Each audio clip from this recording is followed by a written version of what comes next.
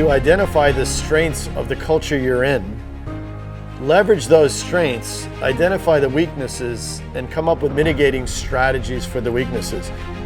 The myth that if you're in government, you can't work quickly, you can't get things done quickly, is a myth. We were deploying more applications for remote access than any other commercial operation that I've ever been part of. Desire to be someone you're not is a source of pain. People have a sixth sense about authenticity. They can tell somehow that you're faking it, and that erodes trust, and that erodes some of the most basic human connections we can make with people. I spent a lot of time trying to learn and connect and understand people at a deeper level, and the better I was at connecting with the people, the better I did. Look for that next opportunity where you create value and where you can have a passion, even if it's not on whatever career path you set out for yourself. This is CIONET TV. My name is Hendrik Deckers. I'm here today with Stuart McGuigan, who is the former Chief Information Officer of the Department of State from his hometown in Providence, Rhode Island. A very warm welcome, Stuart. Thank you. I'm thrilled to be here. Stuart, you have degrees from Fairfield University and Yale. You started your career as a researcher at Honeywell, and you held senior IT leadership and CIO positions at Merck, Medco Health Solutions, Liberty Mutual Group, CVS Caremark, and Johnson & Johnson. Your last position was as CIO of the US Department of State. For those of us outside of the US, that's basically the Ministry of Foreign Affairs from the US. So Stuart, tell us a little bit more about yourself. What's your background and how did you arrive in these positions as CIO? I'll start with how I arrived in these positions, and I can say almost purely accidentally. I can tell you a story that makes my career sound like it was very purposeful and planned, but really it happened quite by accident. When I was in graduate school and at Honeywell, I was fascinated by how people think, how they reason. And so I was studying artificial intelligence and cognitive science, first at Yale as part of the graduate program, and then at Honeywell, sponsored by government programs. And I became more and more interested in the mechanisms people use to reason, how they get persuaded, and actually a little too fascinated, not enough time finishing my dissertation. Luckily, I met my future wife, and she was very interested in my having maybe longer term career plans. And so as I looked around, we just about hit the beginning of the AI winter in those days. So there weren't a lot of AI jobs, but there were jobs for people who could do statistical modeling. And so that's how I ended up at Merck in marketing, not in IT, doing predictive analytics, and did a 5-year career in marketing, including product management. The way I got to be a CIO is, and this explains a lot of my personality, is that I complained a little too often and a little too loudly about the quality of the data, the availability of the data, the accessibility of the tools. And like all good companies, when someone makes a bit of noise, they look and say, how about you be in charge of fixing IT? So I developed the first IT strategic plan for Merck. I was initially not very happy with that because I love doing the analytics. But after a very short period of time, I saw what tremendous leverage there was in better uniting business purpose, business strategy, and objectives to IT strategy. And after a couple years, I thought, well, we've solved that problem. We know how to do that. And honestly, I think I've spent the next 20-something years of my career trying to make that true. And I mean, you spend a lot of time in pharma and healthcare. That's a great environment to be working in, right? Oh, it is. It's a very data-driven environment. It's a very analytical environment. It's a very objective environment. People look at the cold light of data every day to determine whether what we're doing is improving people's lives or not. And that's the filter on our activities. Are we improving patient care? Are we improving patient quality of life? And to be tied to that purpose is a tremendous source of motivation for really everyone in a pharmaceutical company, including IT. Yeah. And so your last position in pharma healthcare was at CIO as Johnson & Johnson. Yes. And then in 2019, you went to the Department of State. So that's pretty important career shift, no? Yeah, I'd been at Johnson & Johnson for 7 years, which is a long time for a CIO. And my direct boss had just retired in October. And I got a call in November, would I be interested in helping out at the Department of State? And I'd had relatives who had served in government and international jobs. So I knew about the government to a small degree, but I came down to Washington and met with leadership, including the secretary at the time. And he said, we'd like you to come here to build up the capabilities of the Department of State to serve the people of the U.S., to support its diplomatic mission, to operate more efficiently, to better use taxpayer dollars. And regardless of who's secretary after him, the Department of State will run better. So it's very much a non-political position, very much a moment in time to invest in infrastructure. Okay, so you started there 2019, correct? But it's a huge organization. Yes. It's 80,000 people, crews or teams around the globe. Describe a little bit the business of the DOS. So the business is to maintain relationships with virtually every country in the world. And although there are 80,000 people in the US and globally, they're in 190 countries. And so the teams are kind of small, and they can be very small depending on what country they're in. So part of the culture is the ability to multitask, the ability to solve whatever problem needs solving. And I learned to really admire the foreign service individuals around the world, particularly in IT, the civil service staff who supported them. But they operate in every environment in the world, by definition. They have the most complexity. You could be in Brussels with all the infrastructure in the world, working and supporting NATO. You could be in countries in Africa where internet connectivity can't be taken for granted, and then virtually everything in between. So it really defined an environment where you couldn't say one size fits all. And so that was part of the art and science of marrying the mission, the many missions of the Department of State to the technology strategy. Okay, so to that end, it was comparable with Johnson & Johnson also being a global company around the world, and then Department of State is also, same size maybe, same budget almost on IT. But I can imagine that the culture was a bit different. A commercial organization, a government organization, how do you compare that?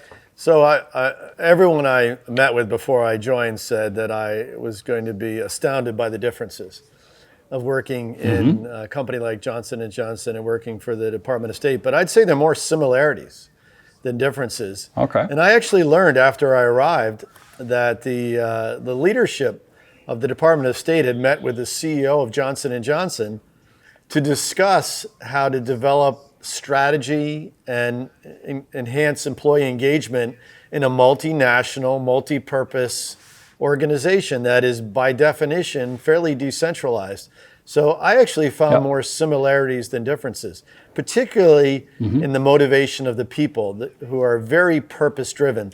Now, at the Department of State, we didn't measure our results based on net profit. That wasn't one of the measures, but just about everything else was very similar. Are we achieving our mission? Are we helping countries become more democratic and independent?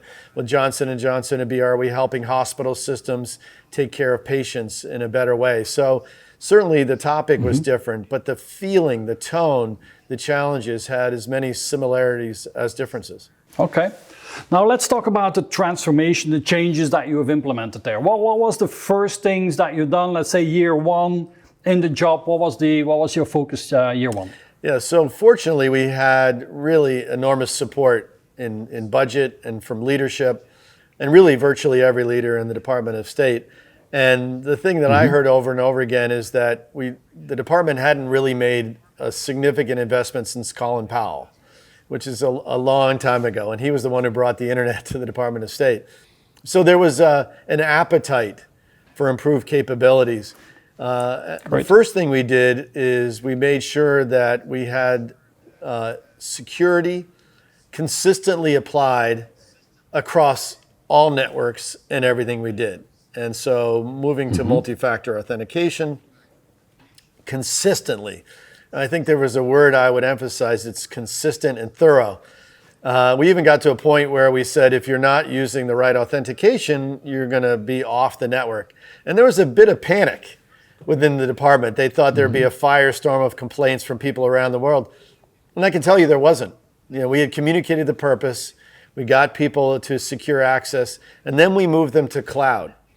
And we said, wherever you are, you can both work on your device, you can work on your iPad, but you can also synchronize with global assets and resources in a secure manner and take advantage of that. So rolling out the ability to collaborate using technology across time zones, across geographies, was a critical capability that we brought to the department.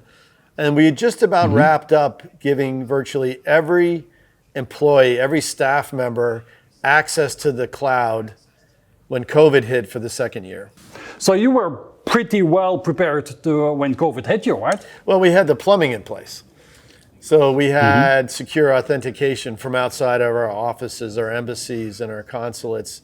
We had access to cloud resources, but there are literally hundreds of applications that have been built over decades that were built without a thought that they would ever be accessed outside of the physical networks of the State Department.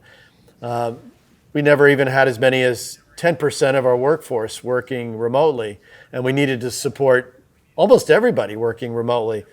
So without spending a lot of time debating methodology, we set up essentially a DevOps shop where every day our IT colleagues looked at applications that were needed for each functional bureau to get its work done at all and securely enable them to be accessed remotely. And the thing about a daily cadence is it creates the right sense of urgency, but also allows you the next day, if something doesn't work, you can say, oops, that didn't work, let me fix it today.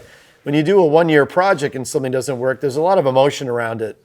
But with an agile or a DevOps kind of approach to enabling these applications, people could learn, they could continuously improve the process that we employ to get that access. And I would say at our height, we were deploying more applications for remote access than any other commercial operation that I've ever been part of. We were more productive, more agile, and more continuously improving our process than just about any organization. So the myth that if you're in government, you can't work quickly, you can't get things done quickly, is a myth.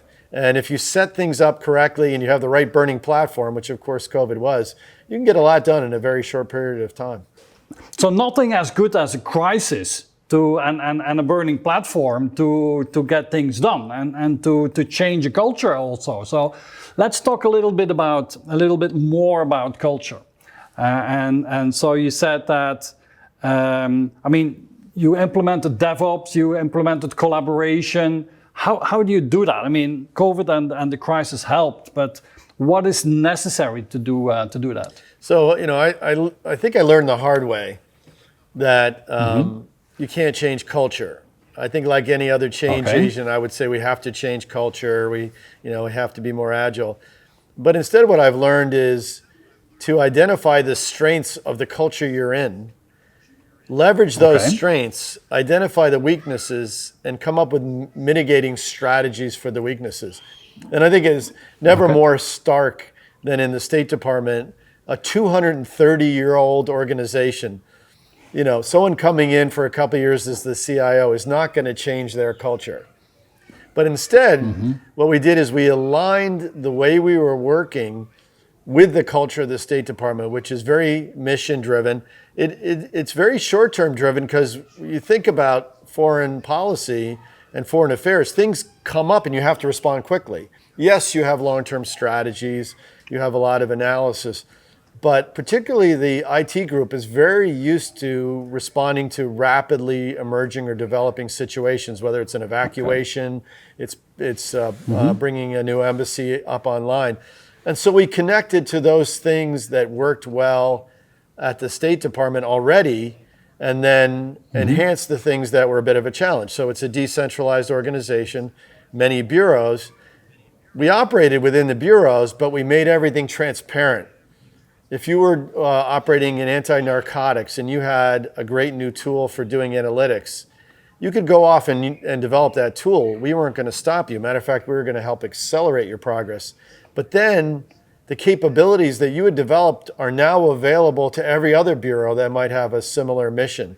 And so what I think we created in the transparency by creating an overall IT council was visibility into the natural occurring innovation that a decentralized organization has. It has more innovation, at least in potential, than any centralized or monolithically managed organization. And that's something that is worth leveraging. Okay. So we talked about culture, and so you work with the strengths that are there. Let's talk a bit about process, the process of innovation, the process of transformation. And you talked about DevOps. How do you implement that in an environment, a government environment? Well, as you said, it helped to have a crisis. So we didn't have to deal with a lot of the issues you deal with in IT. We didn't have to debate what was important or not. We could implement the concept of a minimum viable product because people knew that getting things online was existential. You couldn't run your bureau. And so we didn't have a lot of debates about additional features and functions.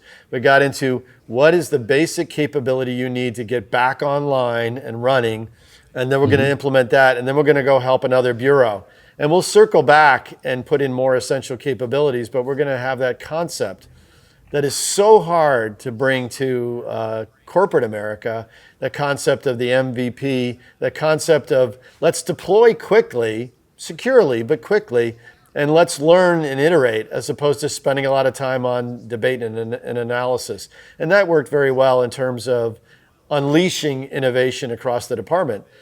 At one point when we had over 90% of FTEs working remotely, including foreign nationals, not just US citizens, we did a survey and said, how do you like working remotely? And more than half of the people said they were as productive or more productive than in the office, which is sort of an astounding statistic. That happened, at least in part, because we kept iterating and getting better.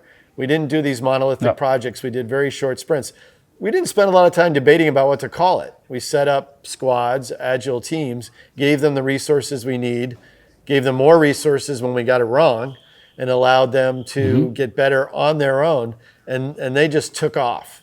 And then my job as the leader was to make sure that they didn't get called to too many status updates, that their work didn't get interrupted. And I became, and my principal deputy CIO became the chief spokespeople for progress against COVID, and we did every update ourselves.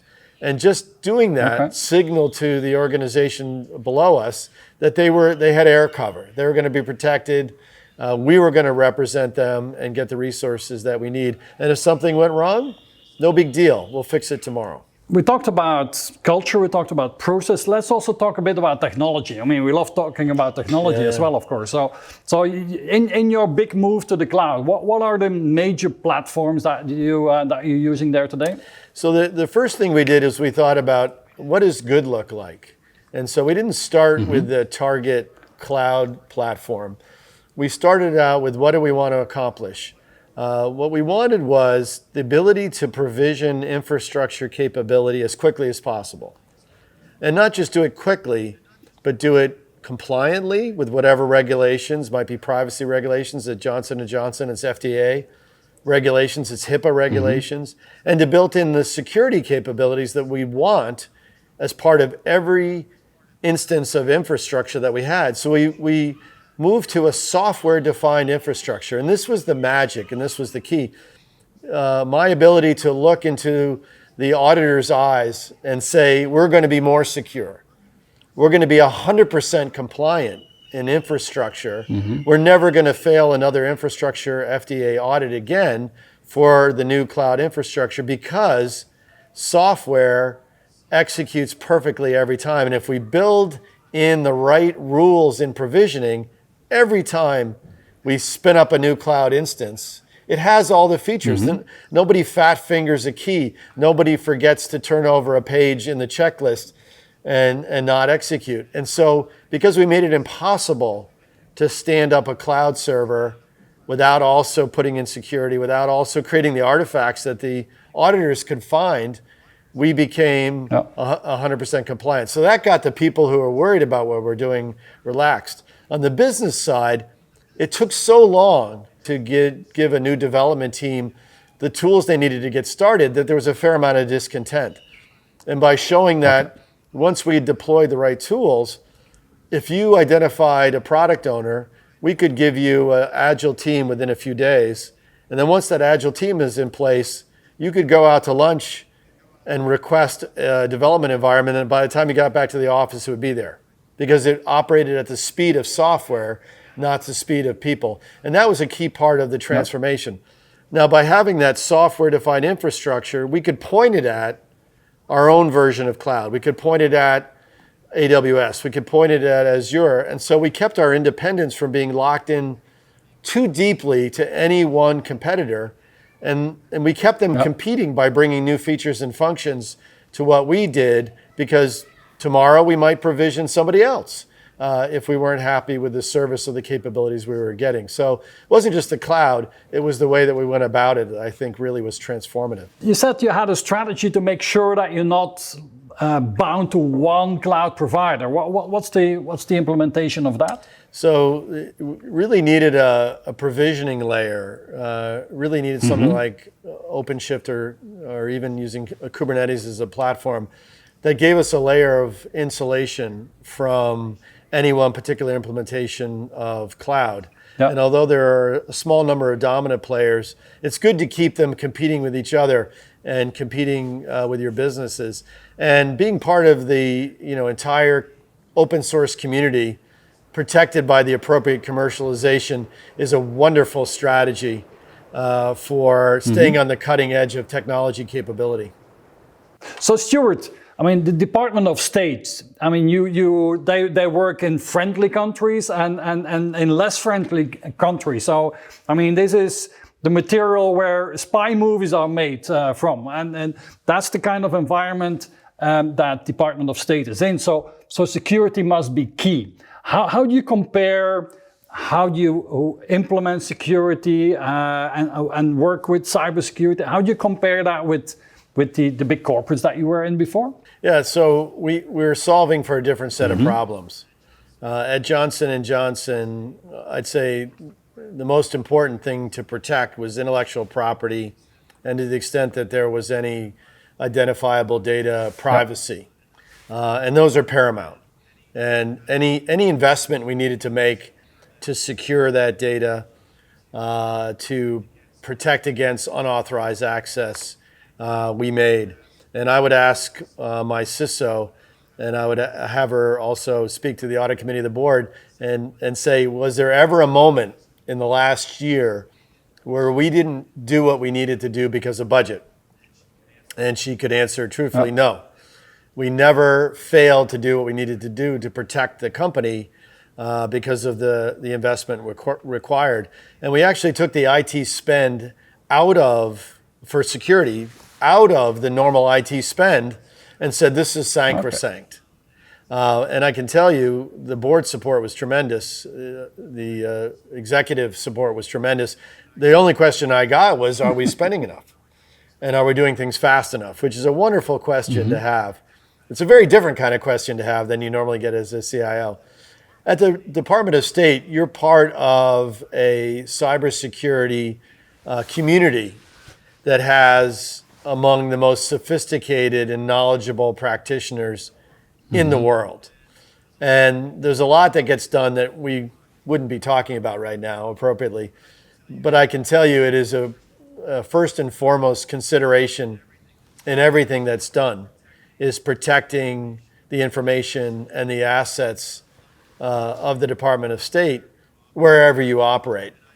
And I think, we are in a pretty good position generally, although it's not the thing to be overly confident about.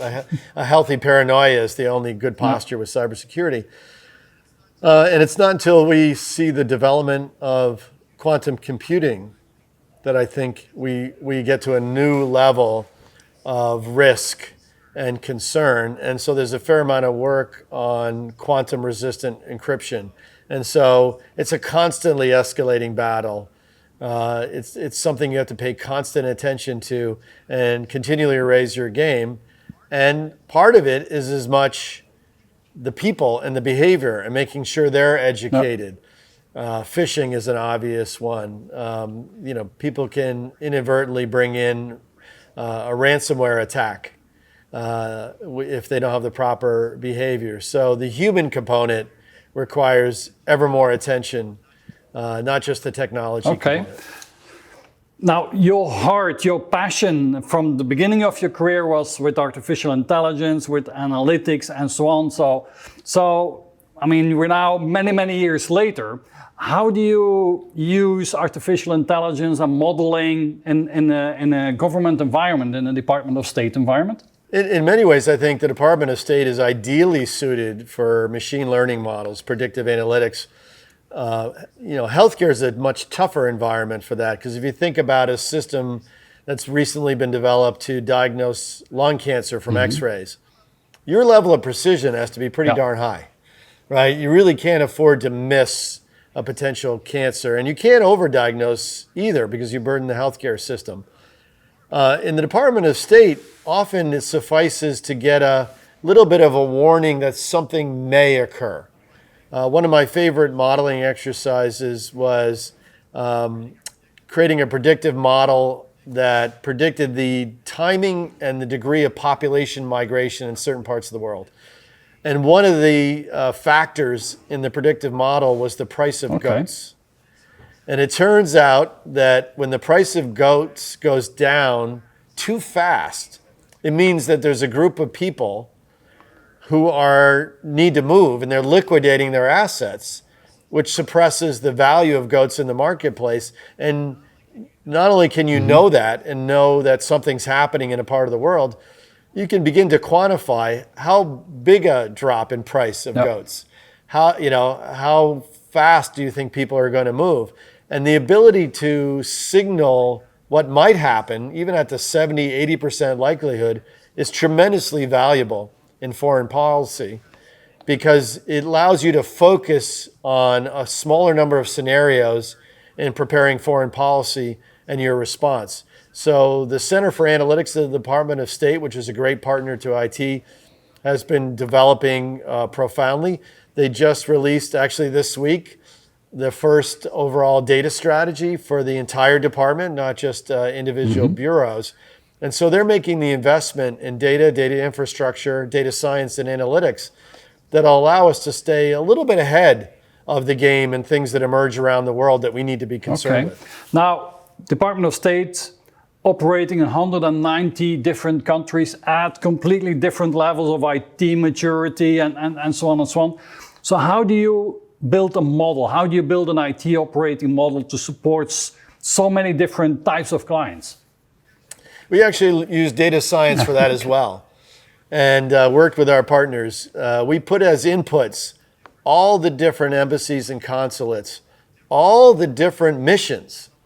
Some are heavy anti-narcotics, some are heavy supporting agricultural reform. There's a different constellation of missions in almost every country. So we looked at what they're trying to do. We mapped that to the systems that they need to use and the data we need to access, and we did a cluster analysis essentially and came up with mission clusters. And we said these embassies need this equipment. It's not 190 different flavors of IT, but it's not one flavor. It's more like 10 or 12 different flavors. And by using machine learning and analytics, we were able to systematically incorporate the requirements of every embassy and give them a target solution that they felt had been custom crafted for them because it met all their needs. And so we built this model to support getting both the leverage of the scale of the State Department, so 9 or 10 different models, not 190, but not over-indexing on standardization so that we lost some of the capabilities that are so necessary for the efficient running of foreign policy and the efficient running of the embassies. And so is that balance. And our sponsors, our business sponsors, got quite excited about participating in that. And we had a global meeting for foreign service. That session on the field first clustering was one of the more heavily attended and participated in. And you think it's kind of a pretty dry subject, but because people could see this was a way to get what they need in an affordable and supportable way, there was a lot of enthusiasm for So that. you segmented your clients, let's say, in 10, 12 different client segments that had different needs and for support and systems and so on. Because, I mean, Department of State has a huge IT budget. Well, it's a $2.5 billion in that order of magnitude, if I'm not mistaken. So how do you organize then IT and digital itself? How do you spend that money? So this is the yin and yang of decentralized and centralized. And over my career, I've seen companies go back and forth between those approaches, and they solve some problems, but they create new ones. You know, I've come to believe strongly the optimal model in any organization that has more than one function, that has multiple lines of business, multiple bureaus or purposes, needs to be both decentralized and centralized. And so what we did at the Department of State, and we did at Johnson & Johnson, is we said, where does being different make a difference? And I jokingly started with the IT global team and said, do you need your own kind of electricity? No. Do you need your own network transport protocol? No. Do you need your own? And so we went up the stack, and at some point it does make a difference. And so we let the things that make a difference be different, and we focused on getting economies of scale, efficiency, speed on those things that are shared. And by the way, they don't need to be shared by everybody. If half the world wants a particular technology, that's still a pretty big client base, right? It's worth giving them that. And so maybe you have 2 or 3 different flavors. So the key was really implementing the technology that met the needs, that made a difference. And once our business partners and our IT colleagues realized we weren't going to force them down a path of standardization when it didn't help them, then they became more open to the conversation, well, what can I use? And so we organized by having digital centers of excellence, creating platforms, rolling out things like ServiceNow and Salesforce.com, and saying, here's something you can start with, but you can build a layer on top of that that has your unique needs. But you should also know that the bureau next door has already built some of those things, and you might want to start with them. So think about, instead of starting from scratch, a bureau executing a strategy in Africa might find 2/3 of what they need already built in the department. And they would add that critical third of unique capabilities. In Africa, maybe you can't be always synchronized. You have to be able to work remotely and then sync up when the network allows you to transfer that amount of data. That's a relatively small change on a big base of capabilities. And now all of a sudden, it's a huge strategic advantage to be part of this greater collection. It's not a burden where you're given things that you don't actually want to use. And that changed the nature of the dialogue in the department overall. So that's how you decide on centralized, decentralized. What's the strategy there on sourcing? And how many people work in IT? And are they all insourced, or you work with outsourcing companies as well? Yeah, we work with both. So again, I have a bias that if you're doing something that is mission critical to your organization, to your business, you're better off if you have employees doing it. At least running it, because that's the thing that you need to do better than your competition. If it's closing the books, maybe being as good as everyone else is fine. If it's rendering engineering diagrams for medical devices, if it's the ability to search through the intellectual property you already have and quickly find matches to emerging needs that you're seeing in trauma care, for example, being better at that than your competition is good. It's worth doing. And if you have people who are as passionate about your purpose as your business employees, who are going to have a career at your company like J&J and are going to get better and better and better and find value there, that's how you're going to differentiate yourself. So understanding is, what is, to use technical terms, what is your value stream management strategy? Why do your customers buy your products? What makes you successful out in the world if you're the Department of State? And doubling down on those differentiating capabilities.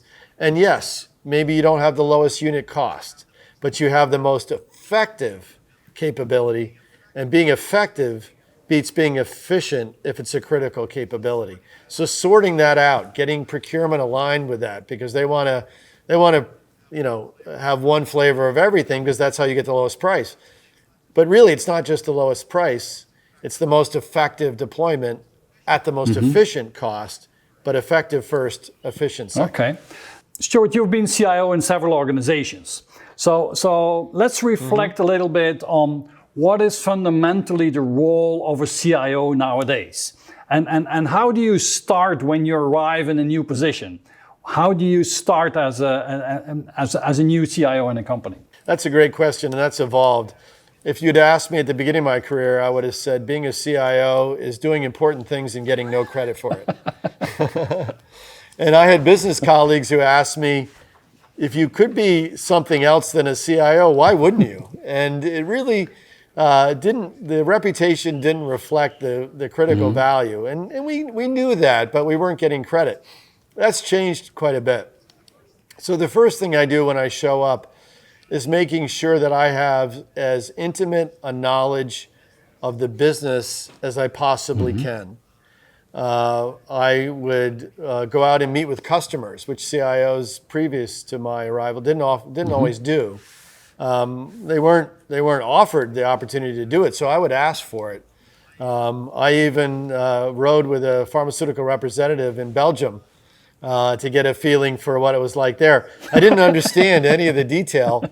or the language. But I did understand the language. But I did understand the cadence and the process and what the challenges were. And my sales rep would, brief me in English after the sales call, so that when I went back into headquarters, I could talk about customers. I could talk about business strategy. I met with people who are taking orders in call centers and said, what's hard to do that shouldn't be hard to do? And within 2, 3, 4 months, I made it clear that I was going to start with business value and then look at technology strategy. I wasn't going to start with technology strategy and then try to find a home for it. So I always try to show up as a business leader who happened to be running IT rather than an IT leader that just happened to be in this particular company. And then the more successful I was at connecting as a business leader, not just a technology leader, the faster we made progress, and the more we got trust and budget support, and the faster we made progress. So as fast as possible understanding the business, and then I can imagine also very quickly understanding where are the current frustrations in the business, right? Yeah, problems first. And so I have long done this thing that I call skip level meetings. It had various names. I would meet with business and IT people with no management in the room. So individual contributors, frontline supervisors. And you think that might be intimidating to have the CIO sit down with 10, 15, 20 people. But in a very short period of time, I heard more things that we could do better, in that hour than I heard in a week without doing that. And so I could anchor what I was doing and the actual pain points within the IT organization, the actual pain points of the business. And then when people saw that I was going to focus on things that really might make a difference, well, they might suspend their disbelief. The thing that I heard when I first arrived, every job that I've had coming in as a new CIO is, well, this is my 6th CIO. I survived all the others. I'll survive this one. And my question is, why would you want to just survive? Why not take advantage of the new person there and get what you need done to make your job more enjoyable, to make yourself more productive, and to advance the purpose of the company in the way that you obviously care enough about to be here for 10, 20, 30 years. And making that connection, I think, is critical. Now, a top CIO needs to be a great manager. Let's talk about that a bit. So what's your management style? How do you make your team successful? I think, it's a little bit of a cliche, but I try to lead from behind.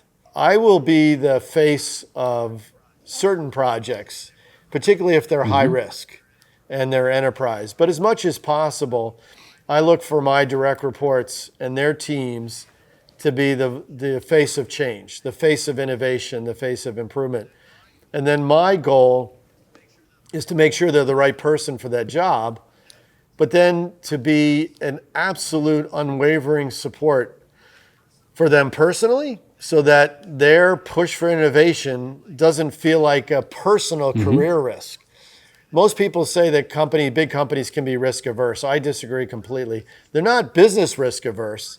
They're personal risk averse.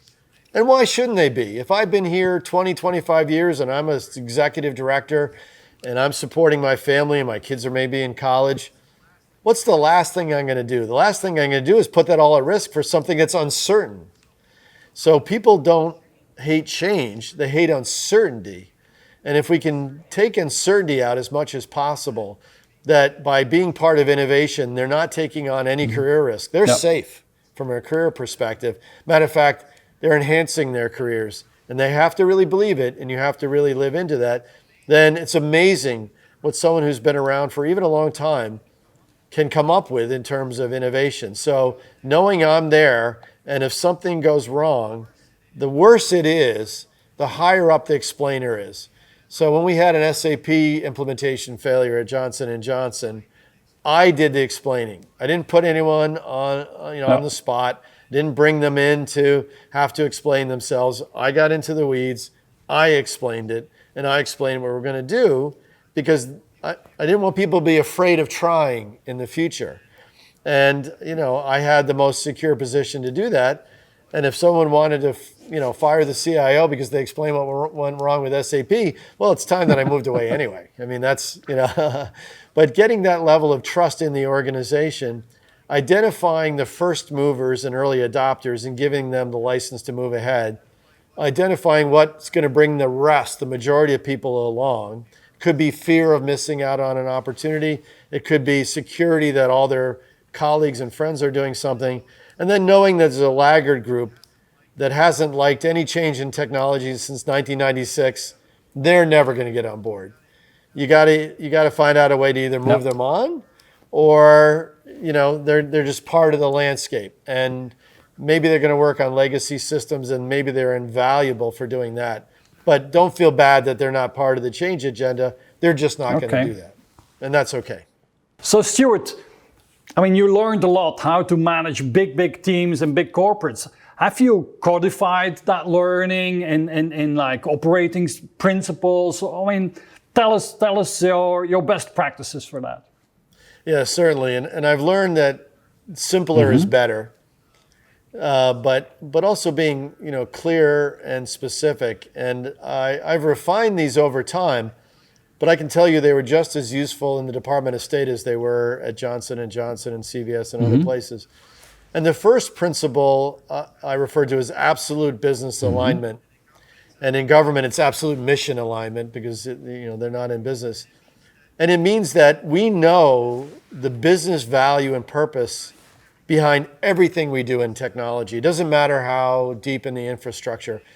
And I use the example of someone making a firewall change to enable connectivity to a customer. If it's just a list of mechanical network changes, and they have a list of 12 things and they got 10 of them done, it's Friday at 5 o'clock, they'll go home, because it's just a list, and there'll be another list on Monday, and they should go home. It's 5 o'clock. It's a Friday. But if they know the purpose, if they know that 11th item is enabling connectivity to a hospital to better support trauma surgery, or that 12th item is a better connection to a government agency that we're trying to interact with to influence foreign policy, they might stay. Matter of fact, they're likely to stay, because that's important. So if I had 10 things that I do during a day and I got 12, I just increased productivity 20%. If I have 1,000 people, I just created 200 FTEs worth of capacity I didn't have before, that I didn't pay anything more. And matter of fact, they're motivated. They created the capacity. I didn't create the capacity. And what's more, if they know the purpose, they might say, wait a minute, we're already connected to that foreign government agency. We already have that connection. I don't need to open up another firewall port. I can use the secure one we have today. That's innovation. That's productivity. they can't do that if they don't know the business purpose. So absolute business alignment. Everyone deserves to know why they're doing the work they're doing. It's what motivates people, it what unleashes creativity. The second corollary to that is radical transparency. I always called it radical transparency. When I got to the government, I thought the word radical may have overtones that I'm not interested in, but they forgave me for that.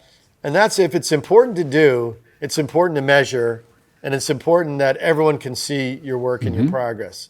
And it's a little bit of a culture shift to try to get people comfortable with transparency, because it hasn't always been rewarding for them in the past. But if you can convince people that they should show their progress in a project, they should show their reliability rates, that once that's out there, now it's all our problem. They can't be blamed. I know about it. If I want to do something about it, I'll do something about it. But they can go home and sleep at night because everyone knows the status of what they're doing. And by showing actual progress, we can, in management particularly, quickly identify where we want to add more resources. So I like to see a project manager whose project is green and they're going to make it yellow, and they couldn't be more excited to do that. And the reason they couldn't be more excited is because the project's been struggling and now it's hit whatever criteria makes it yellow, and they know they're going to get help. They're not going to get blamed, they're going to get help. Because if you have a sufficiently aggressive portfolio, some projects are going to go yellow, some projects are going to get red. That's not a bad thing as long as you know it and you can do something about it. So that transparency and business alignment makes sure you're working on the right things and you're getting the support you need. And the two others that help support those are innovation, continuous innovation, and also big innovation. Once in a while, you'll come up with something that's breakthrough. And technology has provided us with a platform in the last few years, whether it's machine learning, big data, et cetera. But constant improvement should be part of the expectation of everybody. It makes jobs more rewarding. And the fourth one is integrity. You have to mean what you say what you mean, and have the courage to be transparent and support what you're doing. Have the integrity of yourself as a person, your systems, et cetera. So I make the integrity principle carry a lot of water, but it's really in support of the first two primary principles. So that are your operating principles. Let's talk a bit more about your leadership and your leadership style. And maybe we can take it from, well, what do you think the people that work close with you in the different companies where you were the head of IT, what do you think that will say about you and about your leadership style? It really depends on where they're coming from. I would hope all of them would say that I'm a leader they can absolutely trust. That whatever happens, I have their back and I support what they're doing. And so they don't have to worry about their boss. But I can tell you, it's different based on personality type. So I think the journey is as important as the destination. And that to really advance a culture and really advance a company's capability, they have to be part of the journey. Otherwise, it disappears when you leave. And so there are people who are, by nature, command and control. And they just want me to make a decision. And they might say, it's frustrating that he tries to bring everyone along. I just wish he knows what the right answer is. I wish he'd just do it. And so my job with them is to explain that I might know the right answer. I might think I know the right answer and be wrong. But regardless, the answer will be better and will be better established to the extent that we bring everyone along. There are people who are not comfortable with transparency. And they might say, I don't get why I just can't do what I need to do. Why do I have to tell everybody about it? And they have to be brought along that this is actually in their best interest. It's not just my principle. And so I would say, first and foremost, trust. Sometimes we don't understand what the heck he's saying. It gets too abstract. But I always feel comfortable asking questions and being able to get answers to my questions in a safe space. And so I hope at the final end of the takeaway, I'm part of a team that works together and that I trust my boss and my leader. Now, Stuart, you were so good to send us your MBTI, your personality profile. And we know it's not necessarily 100% scientific, but still, it's an interesting way to talk about your personality. And you share that your personality type is INFP. And an INFP, a mediator, is someone who possesses an introverted, intuitive feeling and prospecting personality traits. And these are typically rare personality types that tend to be quiet, open-minded, imaginative, and they apply caring and creative approach to everything they do. Does that sound right to you? For you? Yeah, it's approximately right. I think, whether it's by training or my experiences, I've become an outgoing introvert. I actually look forward to meeting new people. I'm quite social, but I do need my time to recharge, to read, to think, to plan. So I'd said on the intuitive part, I am a pattern recognizer, and I've had to learn to go back and connect the dots for people that like more linear progress. I'm married to someone who's more linear, and I'll say something out of the blue, and she'll look at me like I have three heads. What are you talking about? And I have to go back and say, oh, remember when you said this? Well, then I thought that, and then I thought this, and now I ended up, that's what I said out loud. Yeah, I know it makes no sense. And so, those two things together, I've had to use them as strengths, or I have the opportunity to use them as strengths, but I'll also balance them because they also contain their own weaknesses. And on the feeling and thinking side, the rational, the emotional side, where do you stand there? That's also been more evolved, because I used to be an INTJ when you tested me early on 20 years ago. And I think it's reflected that I've become more and more aware that it's the people, stupid. Clinton had that bumper sticker said it's the economy, stupid. I have an equivalent one that says it's the people, stupid. When I started being an analytical person, I thought, just get the right data and metrics, the right models, show people how they're doing, show them where they should aim, and you're in great shape. And that helps, but it doesn't do it. And I was puzzled.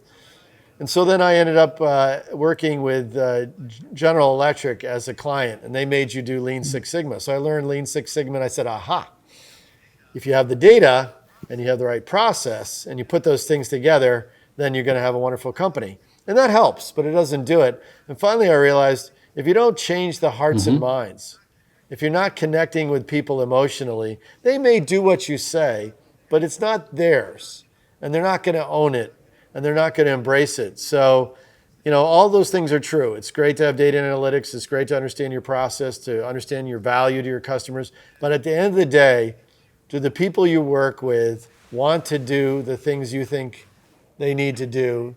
Do they own it? Do they care about it? And so that more feeling, perceiving aspect I found to be more valuable as a leader, especially later in my career, where the technology is not too hard. Technology is easy. People are hard. And the better I was at connecting with the people, the better I did. And I don't claim certainly to have perfected it. I have gotten better, but I'm still learning. I'm still learning how to connect and influence and relate to people in what I'm doing today. So people, INFPs, mediators, the typical strengths are that they are empathetic, generous, open-minded, creative, passionate, idealistic. Which one feels most close to you of these strengths? Idealistic. Hard for me to understand why everyone doesn't want to do absolutely the right thing all the time. I can trace back all the challenges I've had in life, in work and career, to being overly idealistic, having expectations about what we're doing and why we were doing it. And I had to learn, and actually a good friend pointed this out to me, that I had an arc that I went through when I joined a new company. When I first got there, couldn't be a better place. Everyone's terrific. Everyone wants to do the right thing. This is the place that I should have joined long ago. I'll be here forever. And then reality sets in, right? People are people. Culture is culture. And I go through a trough of disillusionment. And I learned to stay long enough to come back in and say, no, there are wonderful things about the companies that I've worked for. Wonderful leadership, wonderful cultures, wonderful purposes. And yeah, there's some people who don't seem to want to advance the company the same way I do. They're not bad people. They're just different. and not to take it so personally and emotionally. And so idealistic, very personal, very passionate about that idealism. Had to learn a little bit of pragmatism along the way and to manage my own expectations for myself and others. Great. Now, people with your personality type, their potential weaknesses are that they can be unrealistic, self-isolating. They can be unfocused, emotionally vulnerable, desperate to please, or self-critical. Which ones do you recognize and how did you develop that? How do you overcome that weakness? I would say self-critical is a big one. If I'd done something mostly right, but there was something I could have done better and I didn't do it, it would bother me. And I still have that to this day. I look back at some of the transformations and I have to consciously remind myself, we ended up moving 90% of computing workloads to the cloud at J&J. So we didn't get 100%. That's still pretty good, right? And it created a platform for them to be able to pivot to COVID and other things. And so, definitely the self-critical. I'd say the emotionally vulnerable. I am maybe overly empathetic. I can feel your pain. And I had to learn to stay in the moment where people were angry and stay there and work through it. Whereas initially I found it just too visceral. It was just too intense and I avoided it. And I had to learn, nope, you got to sit in it. You got to stew in it. You work through it. It'll come out all right in the end. And I think that was one of the key learnings for me. And to use my empathy to connect, but not let it be a deterrent to really facing some strong emotions in the people I work with. Let's talk a bit about your core values. I mean, what is it that you're driven by? The values, and maybe, you shared that you have 4 children. Twin boys and 2 girls. And so what are the values that you have passed on to your children? I think one of the key ones is authenticity. Always being self-aware and being yourself. Not trying to be something you're not. I love the Buddhist saying that desire is the root of all suffering. And for many people, certainly for me, desire that things are other than they are, desire to be someone you're not is a source of pain, right? I'm never going to be a shampoo model at this point. That's okay. Not embracing that, wanting to be something else is painful. So going through the process of really being self-aware, who am I really? Good, bad, ugly, indifferent. And being able to accept that. And then if there are things that I want to be that are different, to work toward them, but first accepting what I am. And then taking that honesty about oneself and bringing that to every relationship you have. Not being inconsiderate, matter of fact, being more considerate because you're aware of what other people's values. But being an authentic person, being an authentic leader. And I think people have a sixth sense about authenticity. They can tell somehow that you're faking it. And they may not be able to figure out why or where, but they can sense it. And that erodes trust, and that erodes some of the most basic human connections we can make with people. And so that's a big part of the balance. Now, Stuart, it's clear that you're very passionate about leading successful teams, making a change in big organizations. What are your passions outside of the workspace? What is it that drives you in your personal life? I have too many. That's my problem. At one point in my growing up, I was going to be a professional musician, and I still play the trumpet. Wow. I started out playing classical, and now I play jazz because you can get away with lack of practice, and people can't always tell. But so music is a big part of my life. I listen to music. I play music. My wife was a gifted soprano soloist, through much of her adult life, and so music is a very important part of it. History. I have an endless interest in history. That's one of the reasons I've always liked to live in old buildings and old houses. The idea that I'm in a house that was on a map that George Washington used when he retreated from New York, in a home we had in New Jersey that was built in the 1720s. I love that. I love experiences, traveling, and all those things. So my problem is getting a little more organized and doing more of what I want to do, maybe in a more focused way.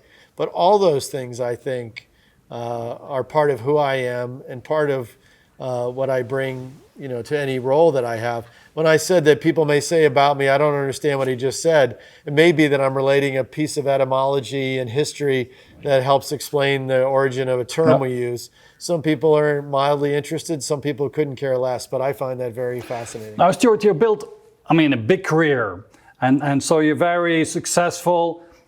What would you say is the best thing that has ever happened to you in your life? It's not in my career. It's really having the 4 children. And we had 2 girls, 18 months apart, and then we had 2 boys. And so we had 4 children in 3 years. And that created both a little bit of career pressure. I had to take some risks because, it's more expensive to have a family of 4 than of 2, or family of 6 than of 4. But it's both humbling.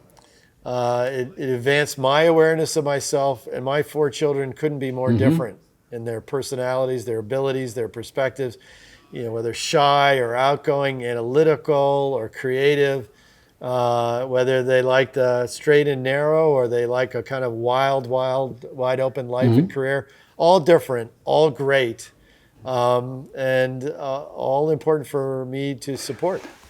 And so I'd say that's the single biggest thing. Not unrelated to my career, because I wanted to be able to provide them with the opportunities that would benefit them. But that's really the number one. So you're seriously blessed in your life, Stuart. But I can imagine that also you had your problems and your traumas and so on.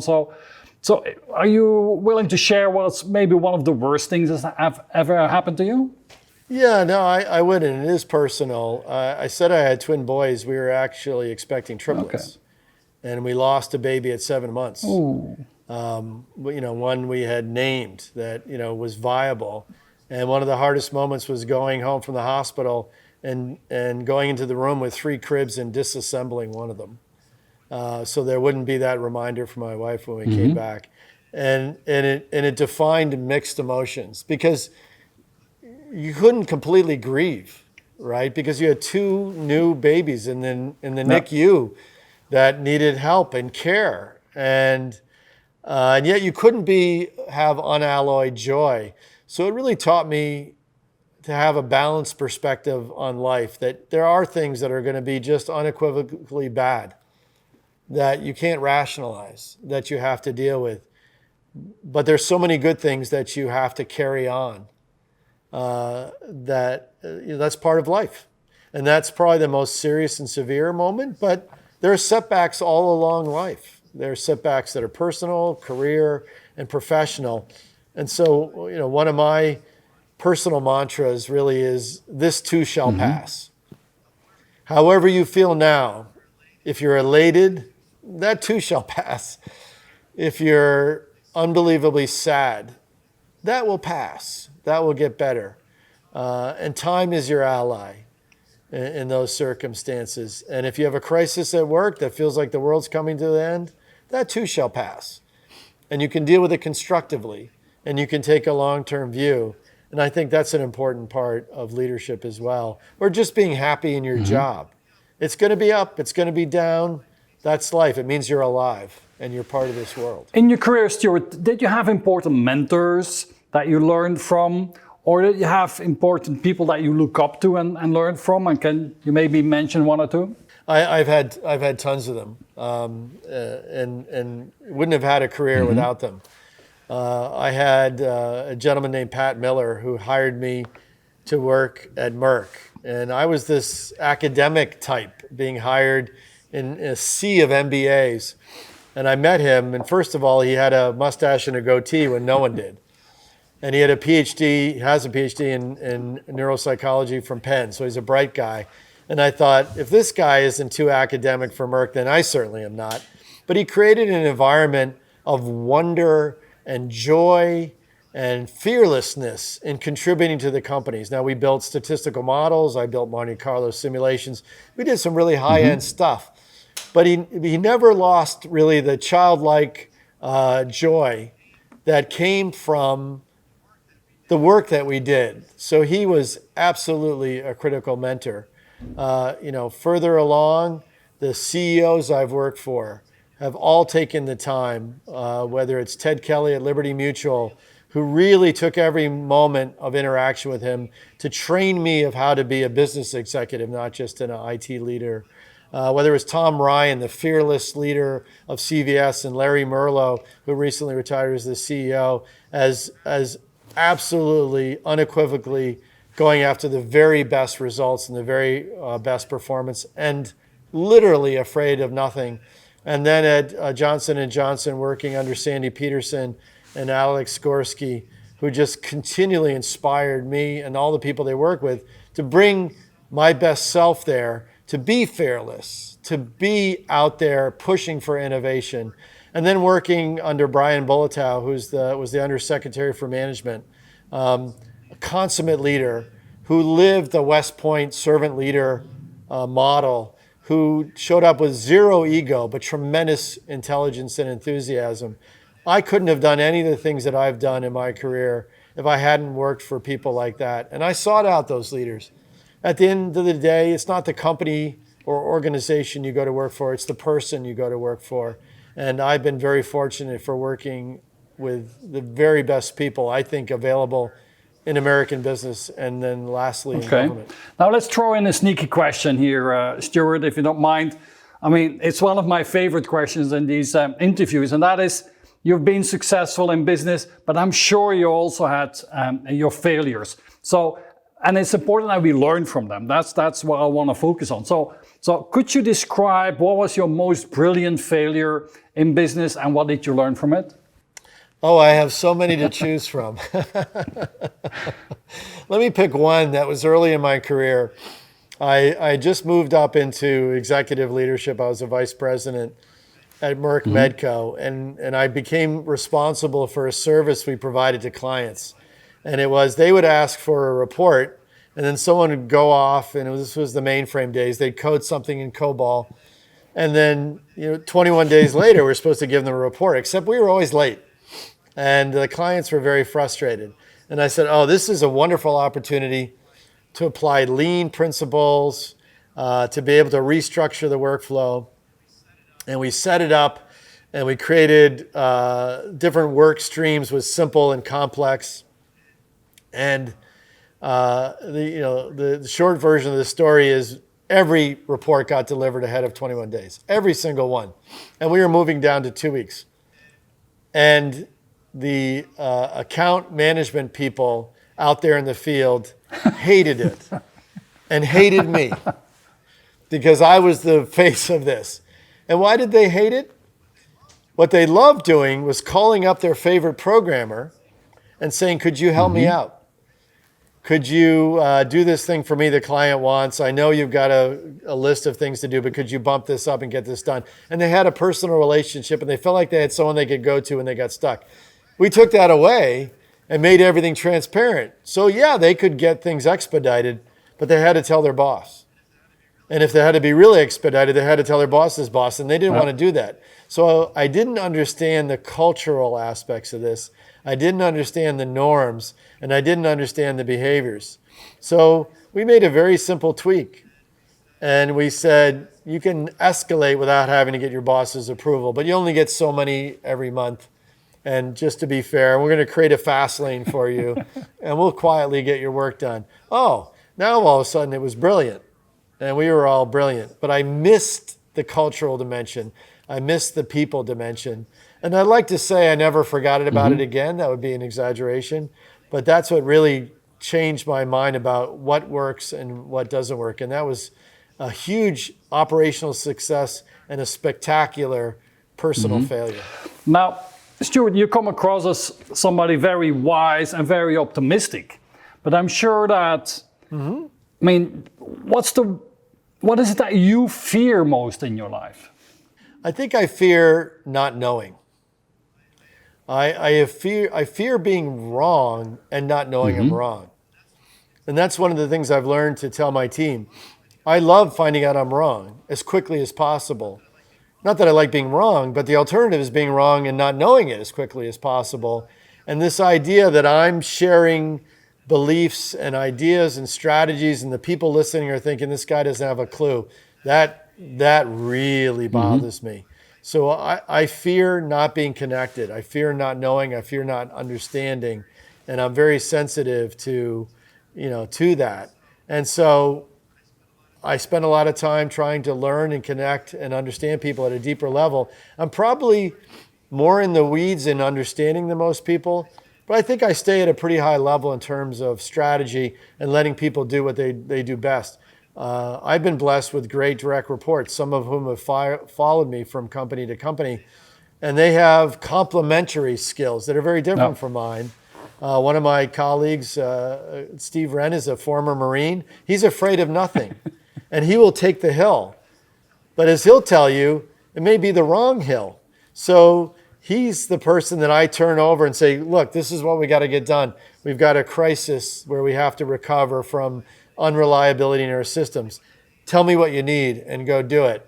And he can do that better than I ever could in a million years. But I think I'm better at providing the environment and the umbrella of doing that than many other people. So it's that complementary skill that you bring to the table. And the better I am at being able to bring people who are different than I am into the mix and really supporting them, even though they show up differently than I do, the more successful the organization has been. So Stuart, thank you so much for sharing all your experience, your visions, your view on things. Let's finish up with the question, what is the advice that you would give to young people that are watching this interview and that have the ambition to become as successful as CIO and in big organizations as you are? What's your key advice that you would give these people? I think there's one thing that's really critical is being open to new opportunities as they arise and not being overly set on the path you think you're going to take. I met with a physician who had been trained at Harvard, emergency room physician, brilliant guy. His passion is data and analytics.